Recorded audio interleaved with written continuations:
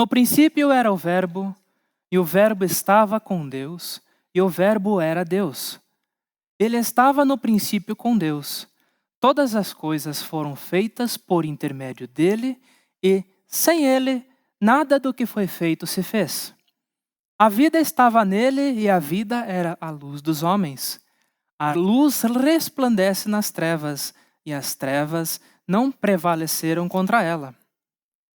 E o Verbo se fez carne e habitou entre nós, cheio de graça e de verdade, e vimos a sua glória, glória como o do unigênito do Pai.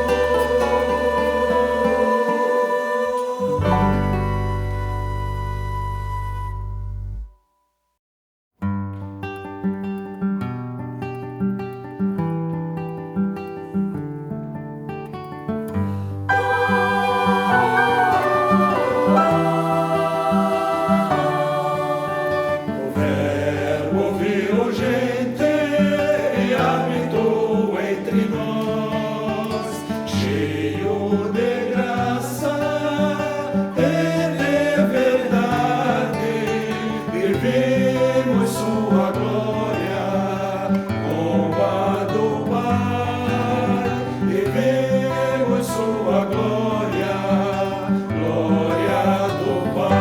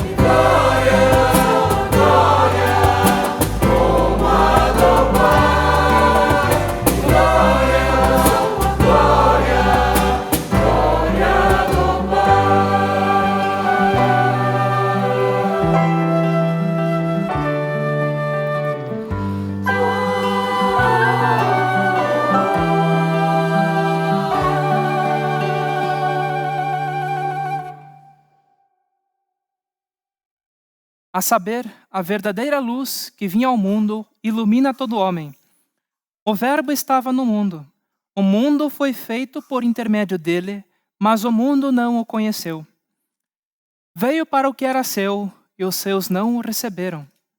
Mas a todos quantos o receberam, deu-lhes o poder de serem feitos filhos de Deus, a saber, aos que creem no seu nome, os quais não nasceram do sangue, nem da vontade da carne, nem da vontade do homem, mas de Deus.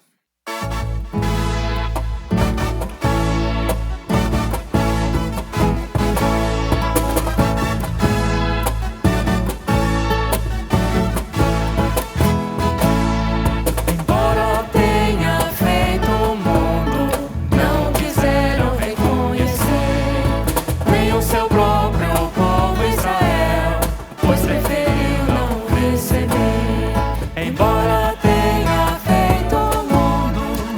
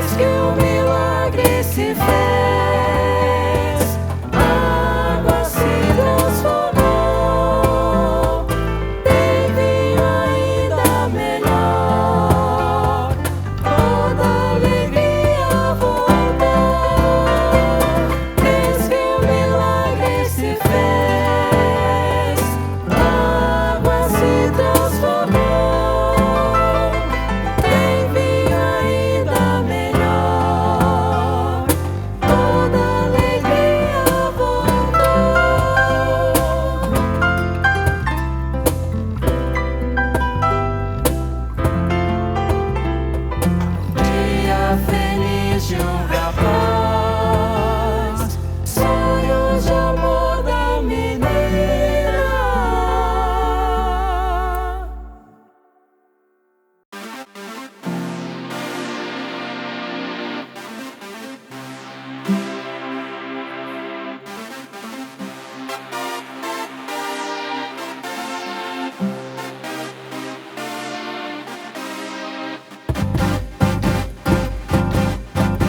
Foi certa noite um homem, o mestre procurar, a perguntar confuso, onde posso encontrar a vida? Por que lutar? Pra que viver? Qual a razão de ser? Embora fosse tão piedoso e conhecedor da lei de Deus e dos profetas, fosse até doutor, mate em seu peito um coração cansado das letras do saber, na mente um vazio, solidão, angústias no viver. Vendo seu sofrimento, Cristo te declarou que era preciso renascer para alcançar o reino eterno. Como fazer para reviver o dia em que eu nasci? Quem nascer da carne é carne, filho de mulher, mas o vento sopra livre, sempre aonde quer. Assim também sopra o Espírito da parte do eterno Deus, que faz brotar nova vida do coração de quem o receber.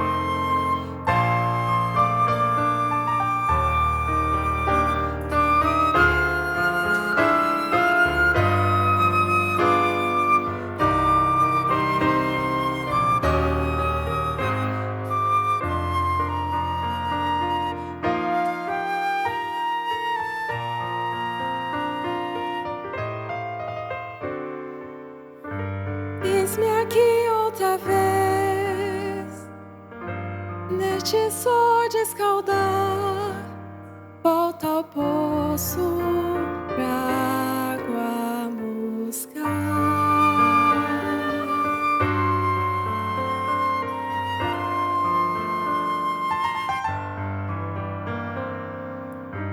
Minha vida é buscar, estou cansada de mim. Até quando não vejo o fim?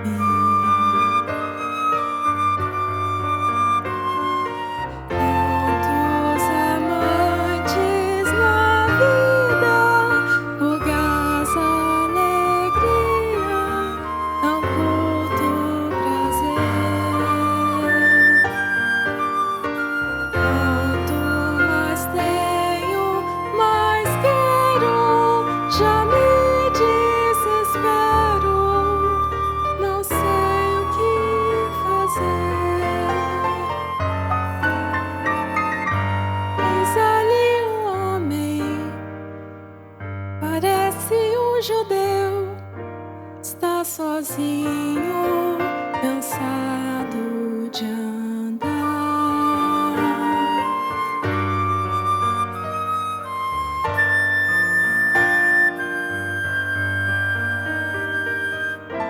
Até falou comigo, água me pediu. Acho estranho querer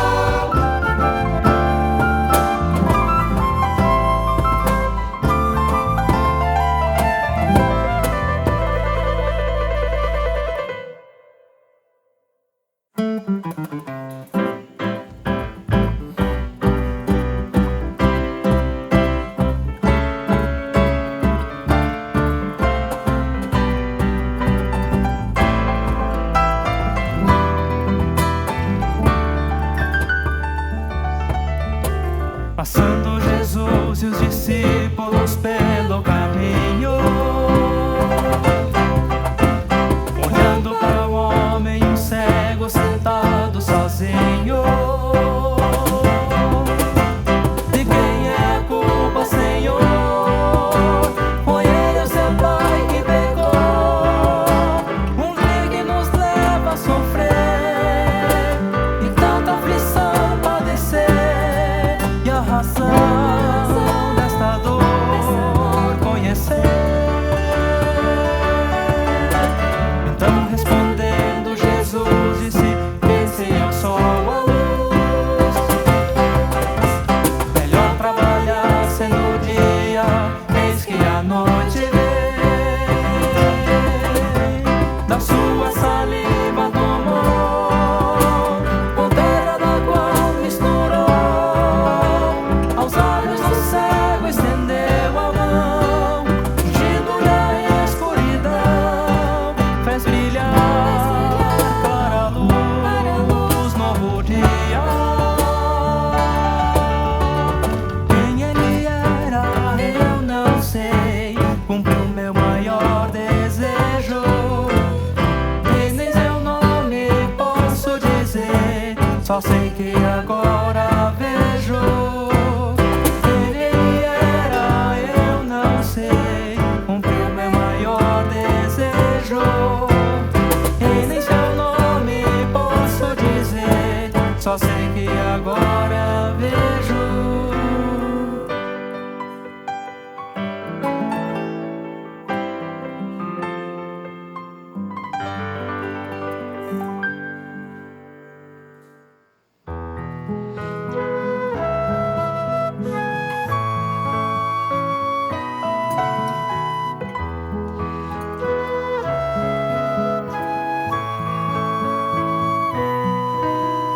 Noite sem descanso, viu Jesus amanhecer. Sol de um dia triste, sexta-feira de horror. Chefes, sacerdotes maltrataram pra valer. A quem é da própria vida o autor, pelo bem que fez pagou. Mas foi Pilatos quem por fim o entregou. Cara e mãos lavadas, a saída que escolheu. E o povo irado como um só se levantou, falou. Será que a voz do povo é a voz de Deus? Cruz e morte é o benfeitor.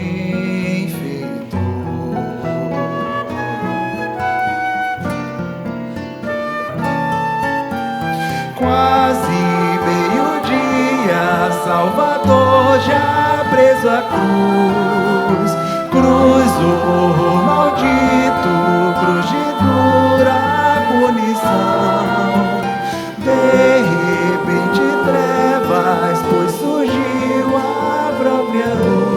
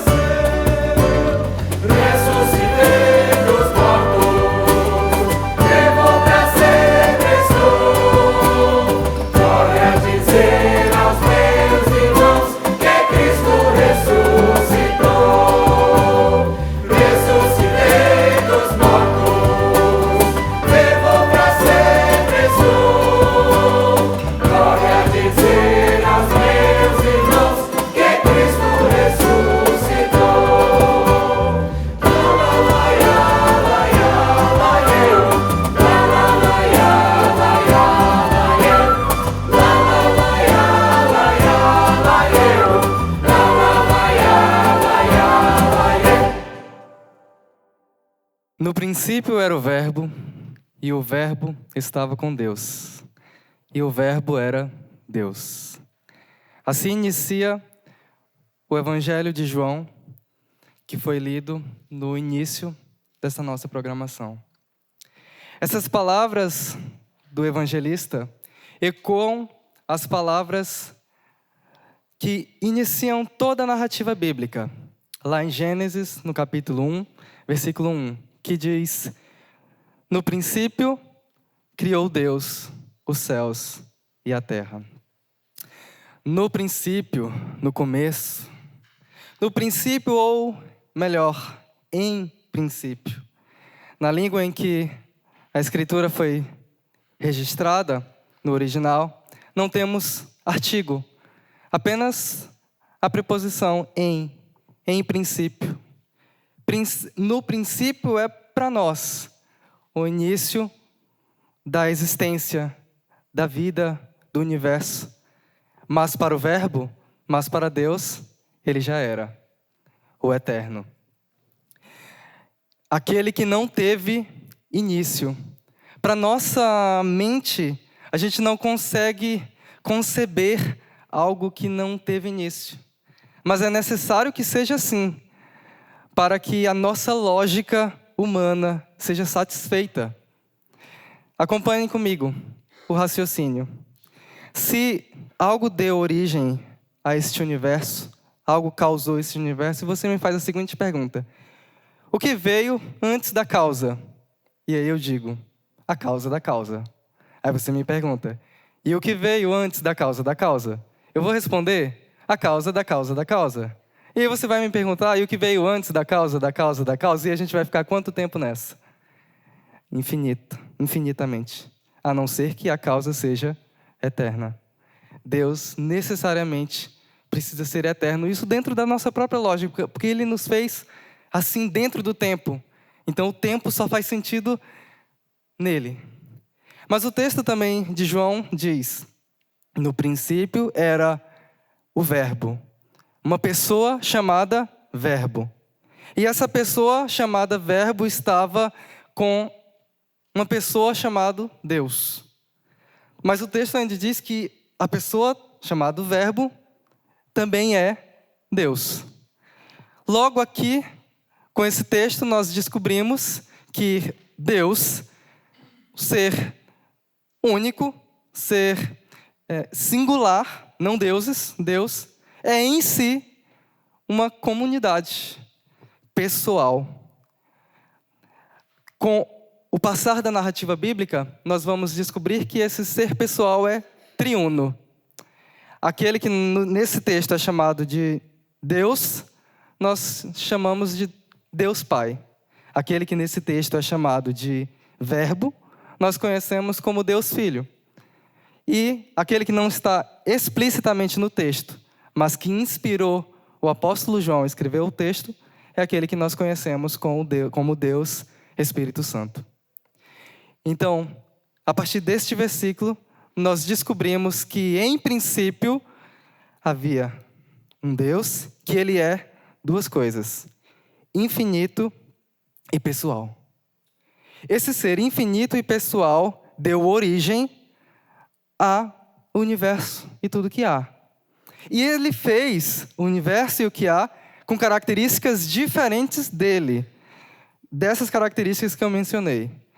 A natureza, ela é finita, diferente de Deus que é infinito.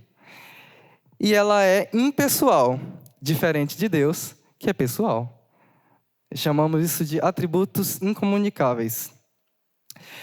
Então, esse Deus fez o ser humano. E aí Ele fez diferente do restante da criação. Ele fez finito, como a natureza, mas Ele fez pessoais.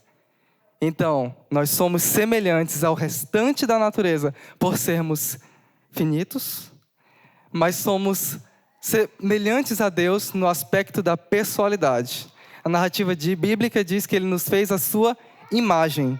E isso significa ser a sua imagem, sermos seres pessoais. E isso coloca o ser humano numa posição singular em relação a todo o restante da criação. É gracioso poder ter a lambida de um cachorrinho de estimação. A gente deve cuidar da natureza, de todos os seres, dos animais, de tudo que há. Mas há distinção entre a humanidade e todo o restante da criação. E isso, a imagem de Deus faz com que toda pessoa em si tenha valor, pelo simples fato dela ser uma pessoa criada à imagem de Deus. E aí, ela tendo valor em si, não importa o seu sobrenome, não importa a sua família, a sua cor de pele, não importa as suas condições financeiras, sua conta bancária, não importa a sua idade, tem valor. Se é idoso, se é criança, se é um bebê que já saiu do ventre ou ainda não, em si já tem valor, porque é uma pessoa, imagem de Deus. Esse ser, esse Deus infinito e pessoal, Ele nos fez com um propósito. Ele nos fez pessoais para que tivéssemos um relacionamento com Ele. Ele não nos fez para sermos autônomos, para sermos independentes dEle. Porém, é aí que a história tem uma virada de página. Desde os nossos primeiros pais, nós não queremos nos relacionar com Deus. Nós não queremos viver de acordo com a forma que Deus quis que nós vivêssemos, em relacionamento pessoal com Ele. Então, a humanidade se separa dele. A humanidade cai no que nós chamamos de pecado. E essa parte da história nós chamamos de queda. E é por causa do pecado, é por causa da queda, que há todas as mazelas que há na humanidade. Porque a queda trouxe a morte e destruiu o nosso relacionamento com Deus. Só que ela também trouxe destruição para o ser humano em relação a si mesmo. E agora há doenças. E agora há problemas psicológicos. Mas também a queda trouxe destruição do homem para com o próximo. E por isso nós temos problemas sociais. Essa é a razão de toda injustiça social, de toda opressão, de toda mazela e maldade que acontece em nossa humanidade. Mas também a queda trouxe resultados destrutivos ecológicos. É por isso que nós temos tsunamis, maremotos, secas. E aqui no Rio Grande do Sul, como vivemos, enchentes. Não era assim desde o princípio. E o que você tem a ver com essa história? Deus nos fez seres morais. Nós não somos impunes. Pense comigo. Se desde quando você nasceu, tivesse um gravador ao seu lado, que gravasse todos os seus pensamentos, todos os seus julgamentos morais. E eu não falo de julgamento estético, de feio, bonito, belo. Não falo de julgamentos éticos, de bem ou mal, mas morais, de certo e errado. Todas as vezes que você disse, isso é errado, aquilo é errado, aquela pessoa está errando, aquilo ali que o outro está fazendo, isso é errado.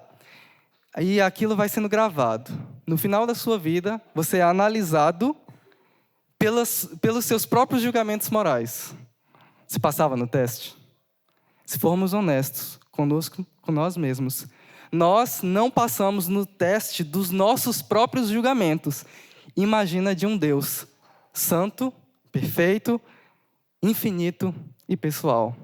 Diante dele, somos culpados, todos nós. E ele é justo se nos condenar. Por ser justo é o que ele deve fazer. Então todos nós estamos perdidos. E há discursos mentirosos que correm na nossa atualidade. Discursos deterministas. 3 pelo menos. Determinismo químico. Não, tudo que eu faço é por causa da ocitocina, dos hormônios meus, então eu não respondo pelo que eu faço. Por mais que isso influencie, a gente responde pelos nossos atos. Determinismo psicológico. Não, tudo que eu faço é por causa meu sistema neurológico. Por mais que isso também nos influencia, nós continuamos culpados, responsáveis pelas nossas decisões e atos. Terceiro, determinismo sociológico. Não, tudo que eu faço é por causa das minhas condições. A sociedade me levou a agir dessa forma. Nós continuamos culpados. Mas a história vira. o versículo que foi lido. O Verbo, lá do princípio, se fez carne e habitou entre nós. É aqui que entra o Natal. O Verbo que eu disse que é o Deus Filho, veio à terra, adentrou na criação, com o propósito de tomar sobre si a culpa do nosso problema moral diante de Deus. E ele viveu uma vida santa e foi pregado numa cruz, como vocês conhecem a história, e ressuscitou ao terceiro dia. E todo aquele que crer que o seu sacrifício pode nos perdoar e tirar a nossa culpa diante de Deus, esse tem o seu relacionamento com Deus restaurado. Isso é de graça. Certa vez, na universidade, na aula de coral, um professor meu disse o seguinte, ele entregou partituras, nós íamos cantar, e ele disse, vocês estão recebendo as partituras de graça. Mas deixa eu explicar o que é graça. Vocês não estão pagando por elas, mas alguém pagou, então zelem. Esse é o conceito de graça. Para que o nosso relacionamento com Deus fosse restaurado, nós não pagamos nada. Cristo pagou na cruz, Jesus Cristo. E tudo que nos compete é pela fé receber de graça. E uma vez que o nosso relacionamento com Deus é restaurado, então a vida é outra. Então a vida ela se torna bela, todas as coisas começam a ser restauradas, porque Jesus veio trazer restauração plena para todas as áreas. A princípio, nosso relacionamento com Deus quebrado, mas agora nós podemos fazer ciência, desenvolver a tecnologia e criar mecanismo para o bem da própria humanidade. Agora nós podemos fazer arte, desfrutar do que é belo, do que é bom, do que é bonito.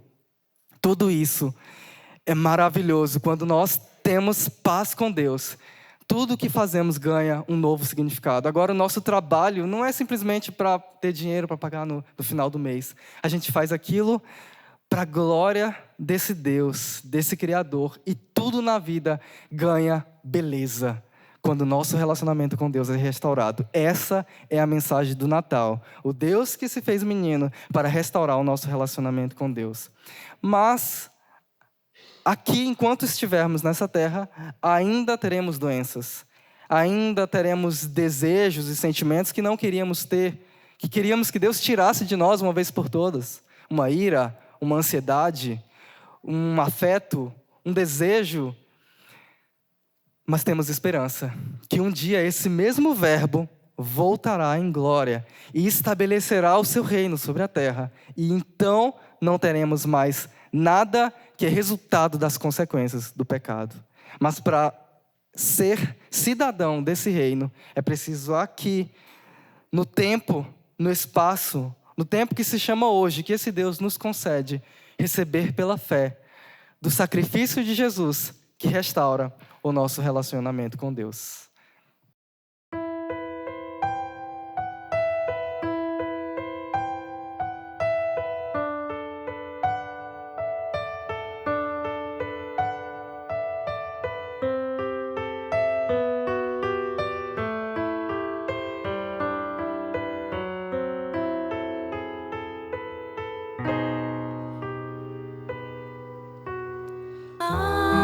Porém, tantas outras coisas que